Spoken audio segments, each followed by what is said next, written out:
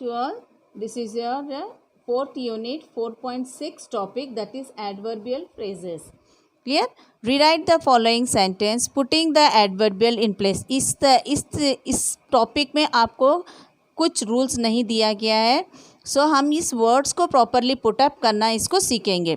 C we go to the workshop. आपको bracket में ये दिया जाएगा एवरी वीक स्लैश कहते हैं इसको स्लैश 3 टाइम्स.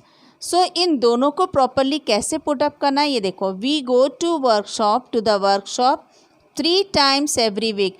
जंबल वर्ड्स देखा है आपने, वर्ड्स या सेंटेंस को इधर उधर दिया जाता है, उसको प्रॉपर फॉर्म में पुटअप करने का ये तरीका है. मीट मी ब्रैकेट में आपको क्या क्या दिया जाएगा. On Sunday slash outside the theatre slash at 9 o'clock bracket close.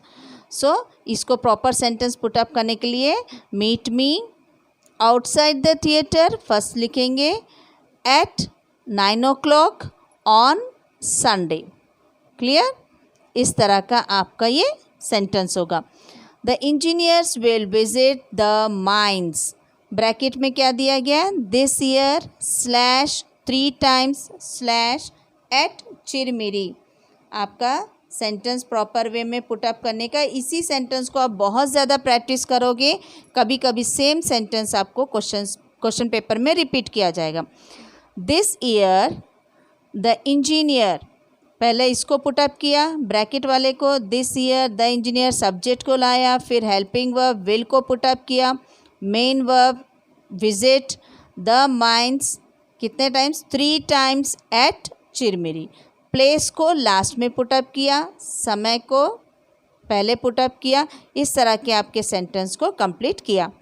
They are expected to arrive. Bracket में क्या है, in the evening slash here slash late. They are expected, already यहाँ पे सब्जेक्ट है, हेल्पिंग वर्ड है, यहाँ पे main word है. सो ड्यू टू दैट इसमें से ऐसा कुछ भी वर्ड नहीं मिला तो इस सेंटेंस को वैसे ही कंटिन्यू किया. To arrive here late in the evening, समय को लास्ट में बताया.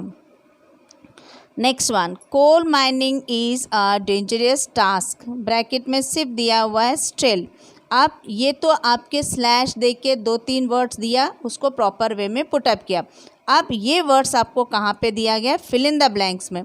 सो इस फिल इन द ब्लैंक्स में कहाँ यूज़ करना है, let's see. Coal mining is कहाँ पे पुटअप किया है, कोल माइनिंग सब्जेक्ट हो गया, इज़ हेल्पिंग वर्ड हुआ है. उसके बाद आपका डेंजरस यानी मेन वर्ब के पहले और हेल्पिंग वर्ब के बाद ब्रैकेट वाले शब्द को इस्तेमाल किया है, स्टिल अ डेंजरस टास्क. हाँ, next one, it does not rain in November and December generally. अब इसको कहाँ पे पुटअप करोगे, इट डज़ नॉट जनरली. ये नेगेटिव के बाद रेन यानी बारिश होना, दैट मीन्स आपका वर्ब हो गया जनरली इससे पहले. Clear? In November and December.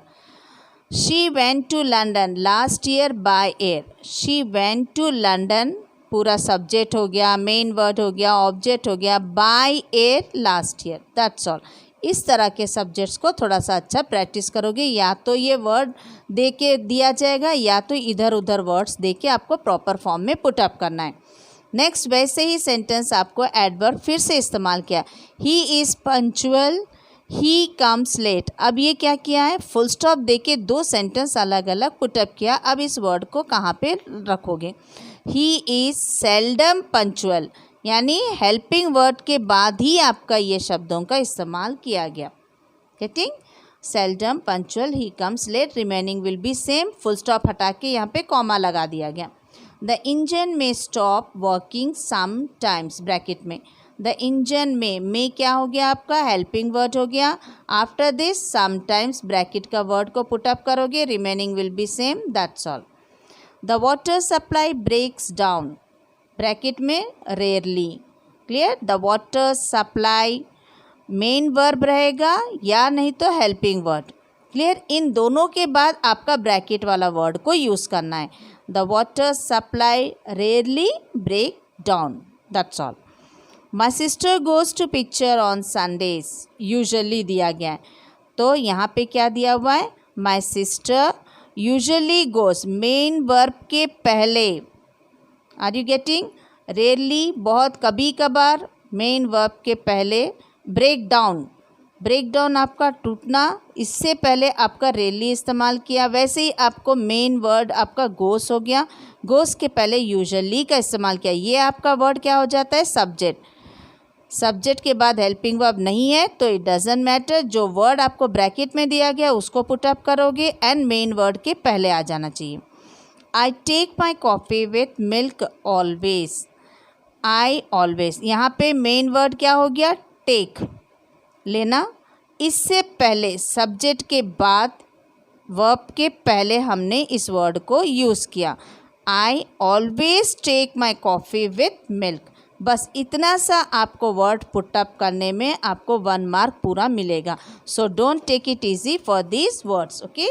Next one, you would find him smoking, क्या बोला गया, यू सब्जेक्ट हो गया, आपका हेल्पिंग वर्ड वुड हो गया, find main word, clear, main verb हो गया, इन दोनों के बीच में आपका रेयरली आएगा, you would rarely find him smoking, clear. We wear cotton clothes in summer, bracket में जनरली दिया गया है, वी जनरली, वेयर क्या हो गया, main word, subject main verb, उससे पहले आपका जनरली आ गया, we generally wear cotton clothes in summer. सिर्फ इस ब्रैकेट, पूरा क्वेश्चन विथ आंसर आपको यहीं का यहीं है, आप ठीक से प्रॉपर फॉर्म में पुटअप कीजिए। नेक्स्ट वन, ये क्वेश्चंस हमने आपको दिए हैं, आप अपने आप करके हमें बताओगे, वो आपके असाइनमेंट में हम ज़रूर चेक करेंगे, क्लियर।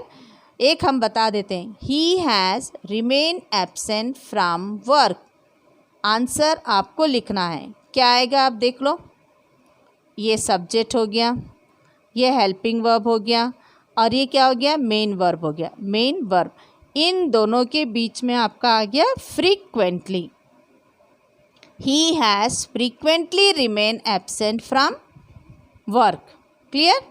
इस तरह से ये पूरे क्वेश्चंस आप कंप्लीट करोगे।